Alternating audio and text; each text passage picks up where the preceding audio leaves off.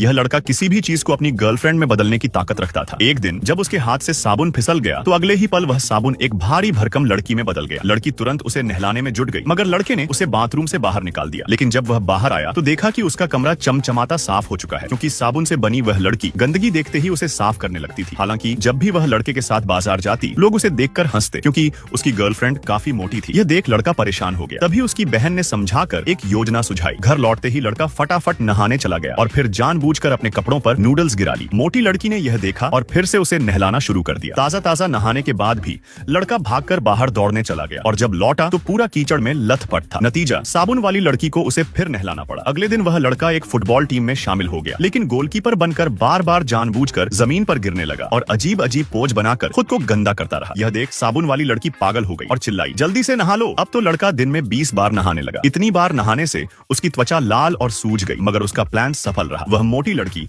अब एक सुंदर पतली लड़की में बदल चुकी थी। घर लौटने पर लड़की हमेशा की तरह नहलाने की बात करने लगी, लेकिन लड़के ने बहाना बनाया कि वह बीमार है। लड़की को डर था कि अगर उसने उसे नहलाया नहीं तो कहीं वह गायब न हो जाए। लड़के को गंदा बॉयफ्रेंड पसंद नहीं था, लेकिन नहाने से बचने के लिए लड़का घर में छिपने लगा। इससे लड़की हर बार गुस्सा हो जाती। एक दिन लड़का चुपके से शॉवर जेल खरीद लाया। जब लड़की को इसका पता चला तो उसे लगा कि लड़का उसे धोखा दे रहा है। वह दुखी होकर घर से बाहर भाग गई। उस समय मूसलाधार बारिश हो रही थी। लड़के ने उसे मनाने की कोशिश की, मगर तब तक देर हो चुकी थी। बारिश में भीगकर साबुन वाली लड़की झाग में बदल गई और हमेशा के लिए गायब हो गई। लड़का फिर अकेला हो गया। उदासी में उसने एक कैक्टस उठाकर फेंका जो एक लड़की में बदल गया, लेकिन जब भी वह उसे छूता उसके कांटे चुभ जाते। फिर उसने कॉफी बीन्स फेंकी जो एक कॉफी लड़की में बदल गई, लेकिन वह हर वक्त बेहद एनर्जेटिक रहती थी, जिस कारण लड़के को रात भर उसके साथ नाचना पड़ता और वह उसे सोने भी नहीं देती। सबसे मजबूत कैदी को एक गड्ढे में डाल दिया गया। वार्डन ने उसके दोस्तों से कहा कि वे उसे दफना दें। कैदी इस क्रूरता के खिलाफ थे और उन्होंने ऐसा करने से इनकार कर दिया। तब जेल के वार्डन ने उन्हें यह दिखाने का फैसला किया कि अगर वे मना करेंगे